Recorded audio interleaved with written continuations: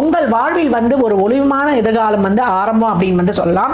நீங்கள் வழிபட வேண்டிய தெய்வம் யாருன்னு கேட்டீங்கன்னா, ராயபுரத்தில் இருக்கக்கூடிய அங்காள பரமேஸ்வரி அம்மனை செவ்வாய் வியாழன் நம்மளுக்கு வந்து ஞாயிறு அன்று வழிபடக்கூடிய கடகம் மிக சிறப்பான ஒரு தொழில் மாற்றமும், அதே போல ஒரு நல்ல ஒரு பாக்கியத்தையும், ஒரு உத்யோக மேன்மையும், ஒரு பொருளாதார வளத்தையும் காணும்னு சொல்லலாம். 3 நெய் தீபங்கள் வியாழனில் வந்து நீங்க போடுவது, அன்று வந்து அன்னதானம் செய்வது உங்களுக்கான வாழ்வில் பல ஏற்றங்களையும் மாற்றங்களையும் கொடுத்து இன்னல்களையும் துயரங்களையும் துடைத்து உங்களை வந்து ரொம்ப சிறப்பாக ஒரு இதுவரைக்குமே மூச்சு விட முடியல ஒரு புதைக்குழியில் மாட்டிக்கொண்டிருந்தோம்னா உங்களை கையை கொடுத்து ஒருத்தர் மேலே தூக்கி வந்து உங்களை காப்பாற்றுறாரு. அதுதான் வந்து இந்த குருவானவர் ராசியில் சரராசியில் வந்து அவர் வந்து உச்சநிலையை அடையும் பொழுது மிகச்சிறப்பான பலனை வந்து கண்டுகொள்வீங்க. ஏன்னா சந்திரனுடைய வீடு ஒரே மனம் வந்து ஒரு சஞ்சலமாகவே இருக்கும்.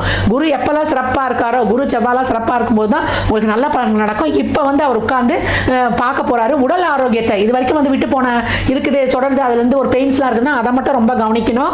அதே மாதிரி வியாழக்கிழமை அன்னதானம் கொடுக்கறது இல்ல திங்கக்கிழமை எப்போ உங்களுக்கு வாய்ப்பு கிடைக்குது உங்க பிறந்த தினங்களில் ஒரு அன்னதானம் செய்யணும். ஒரு 11 ரூபாய் ஒரு வாட்டர் பாட்டில் தண்ணி எலுமிச்சங்க ஊறுகாய் ஒரு இனிப்போட கொடுக்கக்கூடிய கடகம் மிக சிறப்பான மேன்மையை காட்டும்.